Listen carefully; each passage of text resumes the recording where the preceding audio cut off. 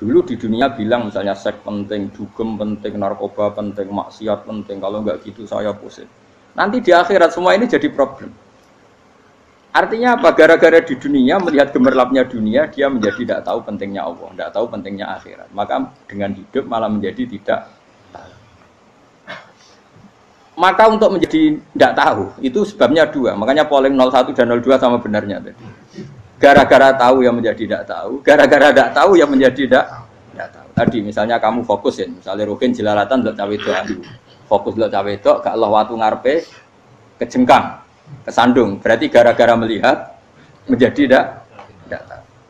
Ya kira-kira seperti itu. Gara-gara fokus delok dunya nganti ra roh hae Allah Subhanahu wa taala. Di sini Allah sering pesan fala taghurrannakumul hayatud dunya wala yaghurrannakum billahil ghurur. Kamu jangan tertipu dengan kehidupan dunia. Makanya saya itu orang yang paling fanatik sujud. Soalnya kalau suwun jenengan sing sujud. Wes sujud salat 5 waktu lah nikmati. Karena sekali kamu terbiasa mensifati dunia ini penting, nanti kamu akan lupa mensifati akhirat itu penting. Dan itu awal kamu tergelincir dari ansawa isabil, dari jalan yang benar. Makanya tadi pepatahnya orang sufi apa? An-nasunyamun wa idza matu inta. Manusia itu tidur, kalau mati baru. Terus contoh kedua begini. Kenapa Allah begitu murka ketika orang tidak mengerti hak-haknya Allah? Bukan karena Allah anarkis atau keras, tidak. Memang secara akal pasti begitu. Saya sampai tak beda ini. Ya contoh gampang-gampang saja, tak wari logika. Kalau ada orang buta lewat kemudian nabrak tembok, karena apa? Karena buta kan? Buta itu maknanya apa? Tidak tahu. Akibat tidak tahu, nabrak tembok. Ya kan? Karena tidak karena tidak tahu nabrak tembok, karena tidak tahu terjatuh di sungai, karena tidak tahu terjatuh di jurang. Sekarang juga sama. Orang karena tidak tahu pentingnya agama, tidak tahu pentingnya Allah, kemudian dia fokus ke duniawi. Akhirnya ya nabrak tembok. Natijanya sama enggak? Saya ulang lagi ya. Orang buta karena tidak tahu nabrak tembok. Orang fokus untuk perempuan cantik atau melihat apa, kemudian dia tidak tahu depannya juga nabrak. Untuk menjadi nabrak itu syaratnya tidak tahu apa tahu? Bisa dua-duanya. Tidak tahu ya sebabnya nabrak, fokus ke yang lain ya bisa. Maka tidak tahu ya sebab nabrak, fokus ke yang lain juga sebab. Nah mata kita, hati kita ini sudah dipenuhi hal-hal yang tidak penting, sehingga kita lupa dari hal yang penting. Kayak tadi kita mau minum kopi saja, fokus sampai meninggalkan anak main sampai jatuh. Berarti minum kopi sebenarnya tidak satu kebodohan, tapi ketika membiarkan anak kecil jatuh itu adalah kebodohan. Sebetulnya makan menikmati dunia itu tidak kebodohan, tapi ketika Anda melupakan Allah itu menjadi satu apa? Kebodohan. Ini disebut kamu jangan terlena oleh kehidupan apa? Dunia. Nah kenapa terlena? Itu kakean delok. Mulane Nabi itu ora tau delok dunia. Nabi, saya ini tak latih gitu di wali, tapi mukadimah. Kulon itu belum pernah delok. Saya pernah punya kakak wakil bupati, punya teman gubernur banyak tuh. Kalau delok susu rawani, mereka khawatir seneng. Nabi itu pernah, Nabi itu jenenge manusia pernah lewat gitu. Kemudian tonggo-tonggone Nabi kebetulan pas pulang bawa unta-unta banyak. Itu Nabi melihat mungkin 0, sekian detik. Itu dilori pangeran. La tamuddanna ainaika ila ma matta'na bihi azwajam minhum zahratal hayatid. Jadi misalnya koyo Rogen misalnya dulu wong numpak Alphard pejabat ana sing bukakno. Enak aja nak jadi wong ngene iki. Kalimat itu direkam oleh Allah bahwa Mustafa pernah ngomong enake dadi wong iku numpak Alphard ana sing bukakno. Tapi kan tetap kirim. Sehingga nanti di akhirat kalimat itu direkam misalnya nanti ternyata yang numpak Alphard misalnya nyuwun sewu misalnya yang numpak Alphard tadi tetap di neraka, kamu ya ikut di neraka. Karena dia menikmati Alphard lali akhirat, kowe yo ngangen-angen kepengen seperti itu. Maka poinnya sama. Kalau pun rokok bareng. Terus ada orang sujud di musola, melarat sujud. Kowe gak pernah enake dadi wong iku. Padahal sujud itu yang menjadi orang masuk surga. Terus kowe ditakoki ning akhirat. Kowe tahu angen-angen dadi wong sujud mboten nate. Tapi kowe tahu angen-angen mewah nate. Yes, seneng kono kira-kira gitu. Lha iku latara undal jahim. Pas kowe roh ilmu yakin, pas wae mlebu neraka. Iki mulane tak ajari dini kiat-kiat supaya kira mlebu. Makanya latih melihat dunia itu juga kesuwen. Misalnya di konco, di pejabat. Kalau nanti di keluarga pejabat, sampai sekarang pun saya sering punya teman. Buat nanti kalau melihat bahwa dia pejabat. Karena saya takut dosa. Saya melihat dia seorang mukmin yang sujud, yang sholat. Saya bodoh sekali kalau melihat dia pejabat. Karena itu tidak ada artinya di akhirat. Saya sampai sekarang yang saya melihat presiden orang yang mukmin, sehingga saya harus hormat. Saya melihat bupati orang yang mukmin, sehingga saya harus hormat. Melihat sampean ini wong sing mukmin, malah gue jalalan barang ini sudah mukmin plus. Jadi rasa tiga kartu pinter gue jalalan. Jalalan gudel bisa gaya bisa. Gudel lu rano mana nih? Oh anu keangger wong bisa maca kitab apa? Gudel. Jos lah. Jadi saya ulang lagi ya. Makanya saya itu nanti kalau sampean alim sudah kayak saya, itu pasti nggak kagum sama sahabat. Sahabat itu, apalagi Rasulullah ya tentu. Sahabat dulu aja yang gampang ditiru. Sayyidina Umar ketika ditusuk oleh siapa? Abu Lu'lu' siapa? Al-Majusi. Abu Lu'lu' itu seorang Majusi. Dan Umar itu orang pendendam. Dia orang pendendam. Tapi tentu karena dia orang baik, ya pendendamnya hal-hal yang baik. Coba kalau kamu ditusuk orang itu dendam nggak? Kira-kira sebagai manusia kan dendam. Itu tanyanya begini sama yang ya taruh sekarang orang dekatnya. Yang bunuh saya tadi siapa? Itu Abu Lu'lu' Al-Majusi, Hulamul Muhirah. Dia budaknya Muhirah. Majusi, iya ya Umar. Dia sudah mau mati. Itu ngendikan gini, sama siapa alteknya? Alhamdulillahilladzi lam yaj'al maniyati biyadi rajulin sajadalaka sajdah yuhajuni biha yaumal qiyamah. Ya Allah, terima kasih sekali ya Allah. Engkau mentakdirkan saya dibunuh oleh orang yang enggak pernah sujud. Kalau saja dia pernah sujud, maka dia berhak menuntut saya dengan sujudnya untuk masuk surga.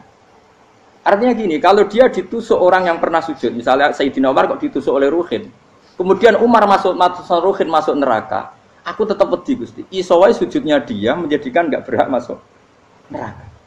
Artinya Umar saking hormatnya pada sujud itu dia enggak berani. Jadi kira-kira kok Umar sujud kowe iku kira-kira rawani maksudno anak kowe mlebu neraka. Piye-piye di kekuatan sujud yang mempotensikan tetap dia masuk surga. Makanya dia seneng, dendamnya kesampaian. Syukurlah nek sing mateni aku ora tau sujud. Dadi tak patut nang neraka langsung gludeng ngene kira-kira gitu. Saking hormatnya ambek sing jenenge sujud. Tapi kita sekarang enggak. Rawong ning musala sujud, ya jeneng wong nganggur. Otak kita ini sudah PKI lah kamu. PKI halus. PKI yang tanpa kartu, paham? Makanya Allah kalau muji sujud, enggak sampean tak latih supaya baca Quran yang benar. Kayak apa Allah bikin Ka'bah? Kayak apa mulianya Ka'bah? Itu dibikin Allah untuk apa? Lil akifina wa satusai warrukais sujud, dan untuk orang-orang rukuk dan sujud. Ketika Allah menurunkan rezeki di bumi dan di langit, itu perhitungannya Allah masih itu asli. Rabbana liyuqimus shalah faj'al afidatan minan nas tahwi ilaihim warzuqhum minas sama. Gusti, ben nak sujud ku kuat. Piye-piye menungso nak ramangan ra kuat. Nak is kuat diteno ku yo ben sujud. Liyuqimus shalah. Ketika Allah muji orang baik atau ibunal abidunal hamidunas saihuna satruse arraqiunas sajid. Yang rukuk yang sujud. Karena tadi ketika nanti Anda di akhirat, kenangan terbaik Anda di dunia itu hanya sujud. Liane itu, coba misalnya kena akhirat terus video disetel sih, pas kongkoi ini perapatan, bariku ngelamonem disetel, jadi pegawai negeri, ngayal gajinya sakmene, engko sakmene gue wayo, wan terekam kabeh, oh rai sini wong, terus tokoh idola sing duwe wakai, sing tumpakane Alfa, di sekretaris saya, iku mbok neng utakem iku berpuluh-puluh tahun.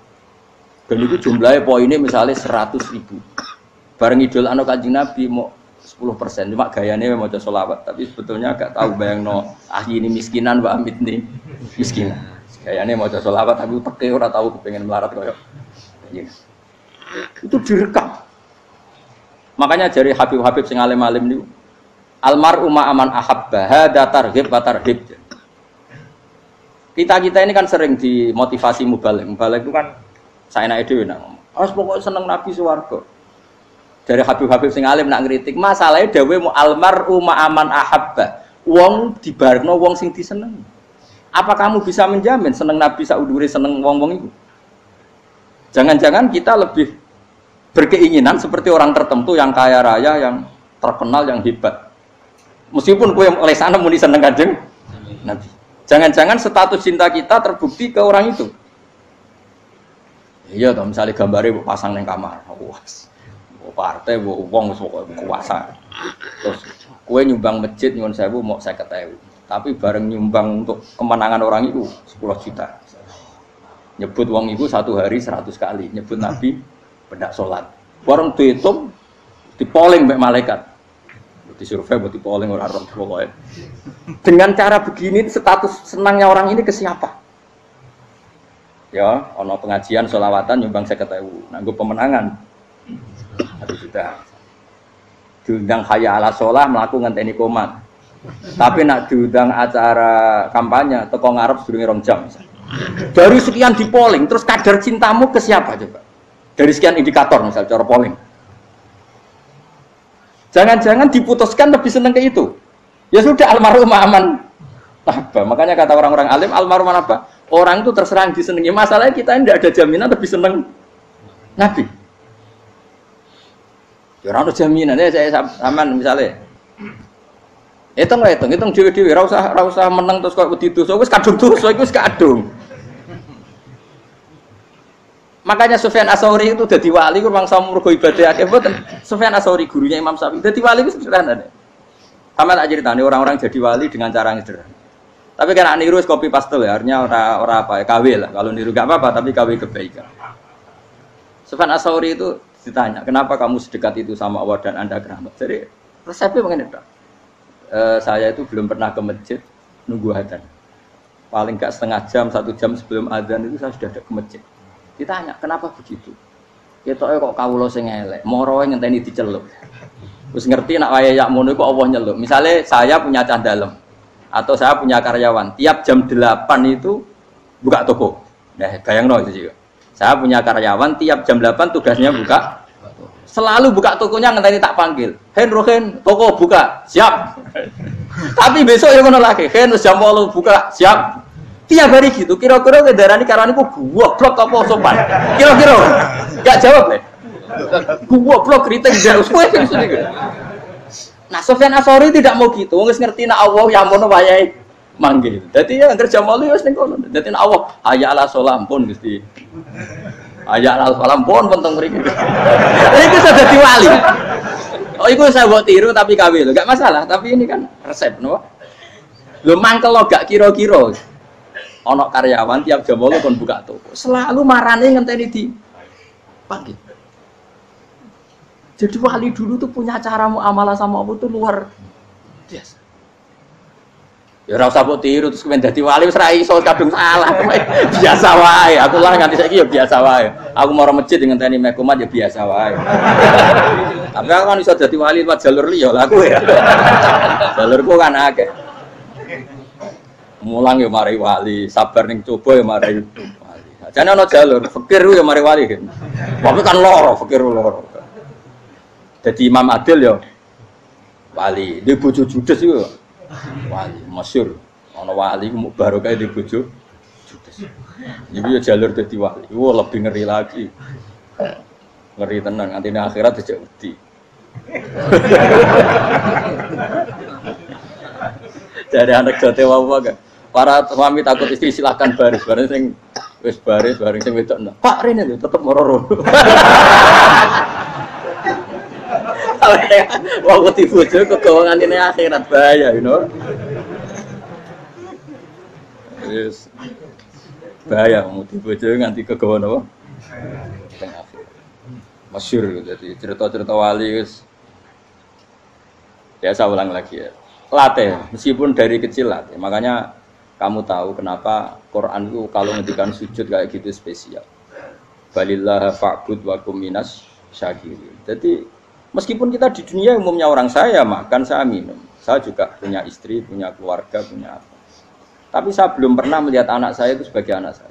Saya kalau melihat anak saya ini teman sujud saya, nanti yang meneruskan sujud saya. Saya tenan kulon bolak-balik ditanya istri saya dan agak-agak marah. Gus Bak, kenapa kamu hormat sama anak sampai gitu? Kalau nanti manja gimana? Kalau terlalu manja, saya bilang itu udah anak saya.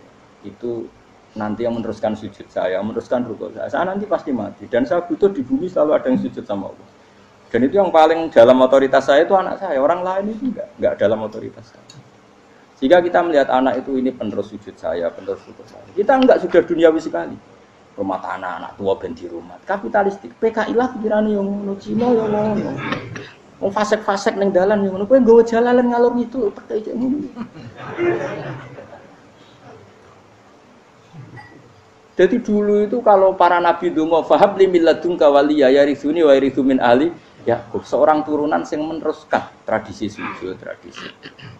Sehingga ulama-ulama dulu kalau dongakno anake ya min ahli sujud wa min ahli Al-Qur'an wa min ahli sunnah napa? Gak apa-apa, gue seneng dunia gak apa-apa. Ora usah tak warai gue seneng dhisik. Paham? Dadi iki ora usah cara Gus Bak ra apa-apa. Ora usah tak arani ra apa-apa, wis mbok lakoni. Makanya pulau suwun sangat. Sujud itu luar biasa. Nanti kamu di akhirat kenangan terbaik Anda di dunia adalah pernah apa? Sujud. Bayangkan kalau itu jadi orientasi Anda. Anda berpolitik, cek melok partai Gerindra, cek Golkar, cek PDI supaya jadi penyuara sujud tidak dilarang di Indonesia. Karena umat Islam mayoritas, saking mayoritasnya sampai pejabat rasolat rawani, beberapa pejabat rasolat bakal dipilih. Itu berarti kamu berpolitik niat bikin satu pressure supaya standar orang benar adalah sing nopo sujud itu ya benar. Kok yang kaya kerja biar bisa beli tanah untuk masjid, yang orang miskin ikut menopang supaya masjid itu berdiri. Semuanya orientasinya menuju apa? Sujud. Jadi tidak sujud itu harus jadi wong khusuk sing goblok terus sujud terus. Tahu-tahu negara dikuasai komunis misalnya, terus akhirnya sujud dilarang. Termasuk menciptakan satu suasana Islami di negara ini juga berarti menciptakan keberlangsungan sujud. Karena dengan suasana Islami berarti sujud tidak dilarang, bahkan dianjurkan dan sebagainya. Ini penting saya katakan karena kalau tidak diingatkan ruwet. Nabi itu pernah punya anak dalam. Anak dalam itu setelah mau boyong cara santri itu ditanya, kamu minta apa sama saya? Ya Rasulullah kasih waktu 1-2 hari mau saya pikir.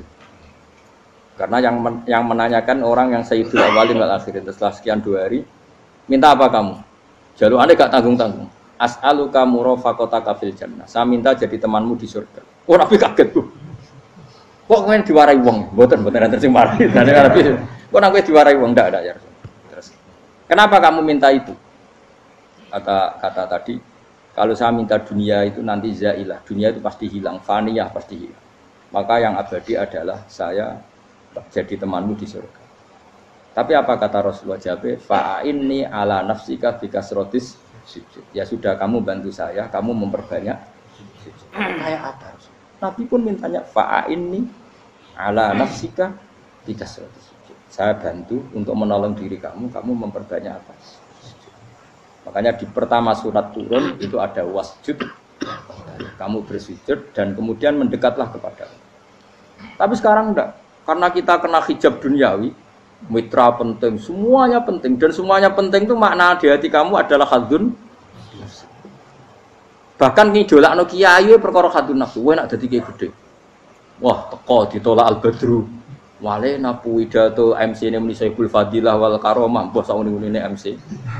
Baru disangoni dihormat. Tekan muji ulama wae dari segi dun. Ya, baru iso wayo akeh macam-macam. Utek nek selek, tekan muji ulama wis dari segi.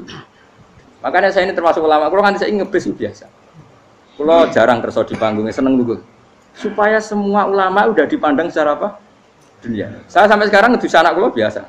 Teng pasar gitu biasa. Kalau marung teng pasar mangan gitu biasa. Nak seneng kula ben atas nama wong alim karena apa? Kalau kita terlalu menikmati dunia, lama-lama orang seneng ulama juga dari sisi dunia. Keren dadi kiai teko disualami dicucupi munggah. Ya enggak apa-apa itu enggak dosa sebenarnya, tapi takut saya utek elek-elek iku ngejolakno perkara duniawi, show-nya itu lho, Pak. Jadi wong ini tak pikir teko ngaji bar wis warmu paham karepmu ora karepmu. Mulan ngarep ra ngaji karepmu. Mesti rugi kowe ya, aku tenang ae aku. Ben orang itu latihan ikhlas, napa? Latihan. Kalau kadang gitu protes be tiang-tiang. Gus, jenengan sekali-kali nak tidak tak derekno kok umum. Aku itu tidak mengharamkan itu, menaik keluar dereng tua. Dalan haji malah turun, topa meneh. Dalane ra roh dari anak kiai malah ngel-ngel wong. Rukin tahu tak kon derek nang kota, tak kon sepeda motor kan terno ning gone Malibu. Dalane ora roh malah yo neraka. Lha kene dalan akhirat ora roh donya ora roh sing ora iso. Lah tak koyo wong ijo urip. Dalan donya ora roh, dalan akhirat ora mbok roh iku apa. Repot. Jadi kenapa saya tidak mau, bukannya menolak, saya senang kalau kiai-kiai terhormat, senang sekali. Saya senang kalau ada ulama dihormati, karena supaya jadi tradisi ulama itu terhormat. Tapi jangan semua ulama mau dihormati, nanti lama-lama jadi siklus. Tekan mencintai kiai saja karena fasilitas. Gue senang jadi imam masjid akbar, masjid Istiqlal, imam besar. Senang mergo kenal presiden, datang dikawal. Senang jadi sudes, wah keren, sholat ngarepe Ka'bah, teko dikawal askar. Ya kalau senang karena itu kan berarti menjadi dunia. Itu sirinya kenapa Rasulullah ketika ba'da Fathi Mekah sudah menguasai Mekah, sudah naklukkan Mekah Madinah. Nabi itu satu hari terbiasa mau sarapan saja kadang nggak ada yang dimakan. Tanya ya Aisyah, apa saya bisa sarapan? Enggak ya Rasulullah. Ya sudah saya tak puasa. Supaya tetap terkontrol bahwa umatnya mencintai beliau bukan karena kebesaran. Itu Rasulullah. Itu setelah periode Mekah loh, jangan kira itu periode Medina. Apa? Itu periode apa? Medina loh. Periode yang setelah Nabi punya segala. Tapi Nabi tetap seperti itu. Kenangannya Aisyah sebagai istrinya apa coba? Dia cantik, cantik sekali. Aku tahu jajal turu ngarepe Nabi terlentang. Ya Nabi tetap sholat. Nah, beliau sujud sikilku tak ingkretno. Nah, beliau ngadeg tak lonjoro meneh. Jadi Aisyah wa ana muqtaridotun bene yadi turu terlentang, jadi cara ya sudah terlentang. Nabi nak sholat suwi dia tetap sholat. Oke itu bojo ayu orang ngerasa sholat, bojo elek ora sholat, bojo elek amen junub mana apa? Sekolah orang kena gue contoh, kasus itu semua kasus. Kowe di bojo ayu perawan turu karep pusing sholat ora bos misale lho. Pemene wong jegoten wae tambah over. Mustafa kalau orang nyek jabatan liyane ora usah tersibuk. Mergo nak nyek wong akeh dosa, nak nyek wong sitok ora. Misale dosa tak hitung mau ke sore. Aku nyek dosa sitok, mulang ganjarane 10. Cek susuk piro? Cek sarplus orang dagang cek. Cek badi. Iku kan adene ra ikhlas. Ra ikhlas aku yo ra ikhlas ilmuku, malah lara. Malah neraka ping 13 sebenarnya. Makanya ini dipikir ya, saya ulang lagi, harus dipikir secara matang-matang bahwa kita tidak boleh terlena oleh kehidupan dunia. Menjadi bodoh kan Anda minum teh, kemudian anak Anda jatuh di pinggir Anda. Paham ya? Nah, sekarang menyangkut mukjizat. Ini masih tentang ayat ini, nanti sampean tahu logikanya. Tak beda, tidak jawab satu-satu aja. Karena iman sarannya harus tahu. Fa'lam itu tak tahu. Fa'lam annahu la ilaha. Ketika sekarang telur, saya memberitahu misalnya, Hen, telur ini udah dipitik, cara kowe mungkin telur. Ayo jawab satu-satu. Mungkin kan? Mungkin. Tapi pertanyaannya, saat telur menjadi pitik kemudian mungkin, dan ayam ini bisa terbang, bisa selingkuh, bisa punya anak turun, itu menjadi mungkin itu kan kamu pun tidak ikut menciptakan. Ikut gak kamu menciptakan telur menjadi ayam? Tidak kan? Kan di luar kudroh kamu, di luar kemampuan kamu. Tapi kamu bilang itu mungkin. Ada onta yang buting, yang sudah hamil sudah. Kamu bilang, nanti onta ini mau punya anak. Dan anaknya nanti bisa jalan seperti induknya. Kamu katakan apa? Mungkin. Tapi saat Anda katakan mungkin, Anda ikut menciptakan enggak? Enggak kan? Tetap itu kudrohnya Allah. Tetap itu. Maka para nabi itu tidak tahu bedanya antara onta yang keluar dari indukannya dan keluar dari batu. Itu syaratnya jadi nabi, syaratnya jadi wali. Nah, saya kira ono nabi. Makanya Nabi Soleh ditakoki, bukti nak kudrohe pangeran ubi. Lah kamu minta apa kata Nabi Soleh? Silahkan ada unta keluar dari batu itu. Nabi Soleh bisa. Ya tenan terus unta keluar dari batu. Terus kaumnya gawok. Wah kok hebat tenan unta metu kok batu. Jare Nabi Soleh, ya padha karo unta lahir kok indukane. Bedane apa? Ya beda. Lah bedane apa? Metu kok watu kok ya ora melok gawe. Metu kok indukane ya kowe ora melok gawe. Bedane apa? Tapi utakmu kena hijab, ngono niku ana bedane. Cara nabi-nabi ora roh bedane. Nah, kula termasuk warasatul anbiya, ya ora bedane cara kula. Waras utek kula niku waras. Lho lha iya misale kowe cara iman seperti itu, yakin dadi wali. Wes amatir-amatir lah, wali swasta lah, pokoknya wis dadi wali. Jadi manusia itu lucu, sesuatu yang dia pun tidak bisa, itu sok bedakno. Kalau telur menjadi ayam mungkin, sapi keluar dari indukan mungkin, biji padi menjadi padi besar mungkin. Tapi nak watu kok jadi biji padi mukhal. Lu saat yang dikatakan mungkin-mungkin itu apakah manusia ikut memberi? Tidak kan? Ikut menciptakan? Harusnya kan tetap bilang, yo aku menyaksikan itu karena ada kekuatan X yang menciptakan itu. Harusnya dia kalau mau konsisten kan, saya tidak bisa menciptakan telur jadi ayam, tapi ada kekuatan lain yang menciptakan dan saya tidak bisa. Jadi telur keluar dari ayam ya kita tidak bisa menciptakan, sapi keluar dari indukan ya kita tidak bisa menciptakan, termasuk untanya Nabi Soleh yang keluar dari batu besar kita. Makanya semua Nabi itu tidak tahu bedanya, itu bedanya Nabi sama enggak Nabi. Makanya Nabi itu tenang ya, masyhur. Ketika perang Khandaq, Nabi itu kelaparan. Kemudian Jabir datang, ya Rasulullah, istri saya menyiapkan makanan untuk orang 6 karena kambingnya hanya kecil. Maka hanya orang 6 saja yang kau boleh datang ke situ. Tapi Rasulullah dengan santainya, ya ahlal Khandaq. Padahal yang ngeduk Khandaq itu sekitar 3.000, ya ahlal Khandaq. Halumu ilayya, ayo ke Jabir karena Jabir sona atau aman bikin makanan untuk kalian. Itu 3.000 orang. Wah, Jabir dimaki-maki sama, sudah bilang untuk orang 6 Nabi, ya apa-apaan orang banyak. Itu mesti tidak cukup, kita mana. Nabi santai, bilang ke istri kamu, Jabir jangan buka makanan itu kecuali saya. Ya, makanya Nabi matur pengiran, Gusti ini cukupkan untuk orang banyak. Sama Allah di ACC ya terus cukup. Karena bagi Nabi, Nabi tahu betul. Sekarang ketika beras menjadi beras, apa dalam kudrah kamu, dalam kemampuan kamu? Enggak kan? Ketika sistem tubuh kita makan kemudian jadi kenyang, apa dalam kemampuan kamu? Kue muni mangan maknane sego bolebokno mulut, terus kue darani punya kemampuan makan. Apa setelah itu kamu mengendalikan sistem saraf kita, sistem urat kita? Enggak kan? Jadi Nabi ora roh bedane, justru itu jadi Nabi. Karena dia enggak pernah terjebak, Nabi enggak pernah terjebak oleh yang dili. Makanya cara pangeran wa ma min dabatin fil ardi wala ta'iri yatiru bijanahihi illa umamun amsalukum. Ketika orang kafir minta bukti kudrohe Allah iku apa? Kanjeng Nabi didono manuk. Lah manuk terbang bukti kudrohe Allah. Ya biasa mat manuk terbang, wis suwe nak manuk terbang. Bukti kudrohe ning ndi? Iku tekek wis emper. Lha bukti kudrohe ya kowe ora iso gawe kan? Tapi maksudnya wong kafir bukti kudrohe pangeran ku gawe unta kok watu. Lah bedane apa mau hale unta kok watu ambek kok indukane? Bedane apa jajan? Wong ibuke unta ya ngrasa gawe. Apa ibuke unta bisa menciptakan anakan unta? Kan tidak bisa juga. Manusia juga ada. Jadi itu wis cukup dadi kudrohe. Tapi manusia angger barang sering terjadi darani mungkin.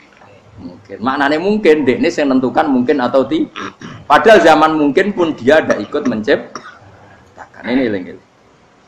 Makanya itu kenapa Allah akhirnya bikin mukjizat supaya orang itu ingat kedahsyatan kudrohe Allah. Sebetulnya mukjizat itu tidak penting. Maksudnya tidak penting tadi untuk iman sebetulnya tidak perlu mukjizat. Makanya ketika Rasulullah SAW ingin nuruti mukjizat yang diminta orang kafir, Allah malah ngelingno inna fi khalqis samawati wal ardi wakhtilafil laili wan nar. Sajane ana langit, bumi, ada lautan, ada apa sudah bukti kudrohe. Nah sekarang mukjizat kok ngenteni unta keluar dari apa tadi? Batu, ngenteni Nabi Soleh. Lautan merah diseblak tongkatnya Nabi Musa terus terbelah. Itu dari mukjizat. Kalau itu maknanya mukjizat karena manusia tidak mampu, apa manusia mampu bikin lautan? Kan tidak mampu juga. Kenapa itu tidak dikatakan mukjizat? Lagi-lagi karena wis kena mataul huruf. Paham jelas ya? Makanya kata Allah, saiki wong ora percaya hari kebangkitan. Alasannya masa manusia jadi tanah menjadi manusia? Memangnya manusia yang sekarang hidup itu dari apa coba? Sengke nado melok pilek, pilpres, melok dukung mendukung itu memangnya dari apa coba? Dari tanah kan? Mestinya hari kebangkitan sejati ya sekarang ini orang-orang dari tanah sekarang berkeliaran ini ono sugo jalalan ngalor ngidul maknani. Iku yo kok lemah. Kemudian setelah jadi tanah mati, orang engkar. Wah ini nggak mungkin jadi manusia lagi. Padahal zaman sekarang jadi manusia itu karena kudrohnya manusia apa karena Allah? Karena Allah. Dan manusia sekarang dari tanah apa enggak? Dari tanah. Harusnya ya berpikir seperti itu. Kalau kudrohnya Allah bisa menjadikan manusia sebanyak ini dari tanah, tentu Allah tetap mampu nanti setelah jadi tanah menjadi manusia. Itu malah kula nu wedi urip nggih wedi tenan. Karena tadi dari hidup menjadi tidak tahu. Annasun wa idza matu tidak tahu. Kita semua hanya tidur, setelah mati baru karena baru tersadar. Makanya analogi itu penting, kias itu penting. Ya saya beri contoh berkali-kali, saya menyontohkan. Sampean tak warai hujah ulama. Nanti pasti sampean taslim itu pasti nyerah. Kalau kamu disebut jeleknya oleh orang lain, kamu mangkel nggak? Mangkel kan? Itu Imam Ghazali gini, kamu tak kasih resep supaya kalau ada orang mengingatkan kejelekan kamu itu tidak mangkel. Apa itu resepnya? Misalnya gini, di baju saya ini, inna fi thawbika akroban wahayatan. Di baju kamu itu ada kalajengking yang berbisa. Atau ada ular yang berbisa. Ada orang mengingatkan itu. Kamu terima kasih apa enggak? Terima kasih. Karena ada sesuatu yang bahaya di diri kamu, diingatkan. Dan karena diingatkan itu, Anda terus bisa menghilangkan sesuatu yang bahaya tadi. Sekarang kamu punya sifat hasud, sifat dengki, sifat riya, sifat-sifat yang buruk. Itu sesuatu yang mencelakakan kamu di akhirat. Kemudian ada orang mengingatkan itu. Harusnya kan kamu matur nuwun, karena sifat yang buruk kamu diingatkan, kemudian kamu berusaha Wong diingatkan ada kalajengking yang hanya madorot di badan kamu saja kamu terima kasih. Ini diingatkan ada hasud dengki yang madorotnya dunia akhir. Kamu tidak terima kasih. Jadi itu ulama dulu. Jadi kalau bikin hujah itu gampang sekali. Jika ulama dulu kalau berdebat kemudian diingatkan temannya, kalau dia salah misalnya, itu ya tenang saja. Karena mereka cukup punya akal, punya analogi untuk nganggap itu biasa. Kayak diingatkan ada kalajengking di tubuh kamu. Kamu matur nuwun enggak sama ingatkan? Tadi saya ngaji sore, ngaji di sini cerita. Kila itu Imam Ahmad. Itu mudah mereka iman sama Allah dan Rasul. Maka yu'minu billahi wal yaumil akhir falyukrim apa? Jaru. Kalau kamu iman sama Allah dan Rasul maka muliakan tetangga. Itu ada seorang ulama dipanggil tetangganya, ayo ke rumah saya. Setelah sampai, dah pulang saya tidak jadi butuh. Sampai di rumahnya dipanggil lagi. Ke situ lagi, dah pulang lagi saya sampai 3 kali. Itu si ulamanya senyum-senyum santai. Ketika pemuda tadi insaf dan minta maaf, kenapa Pak Ulama kamu kok tenang saja? Jawabannya enggak. Kata Rasulullah, saya disuruh hormat tetangga. Saya senang sekali bisa melakukan perintah Rasulullah. Jadi saya nurut kamu itu tidak ada urusannya dengan kamu karena perintahnya Rasulullah. Nangis pemuda tadi. Kalau kita kan enggak, gengsi dong, giambar. Ini kan kita gayanya muni sunnah Rasul tapi uteknya jihadun nafsi. Nah kalau kamu sudah gitu, tak daftar jadi wali, mbok KPU-ne oleh nyetujui mbok kapan ora tapi daftar. Saya ulang lagi, jadi kamu harus terbiasa dengan kias yang diajarkan Quran ya. Jadi ketika bibijian jadi pohon besar, itu pun kamu katakan mungkin. Padahal ketika kamu katakan mungkin, kamu pun tidak ikut menumbuhkan bibijian jadi pohon asam yang besar.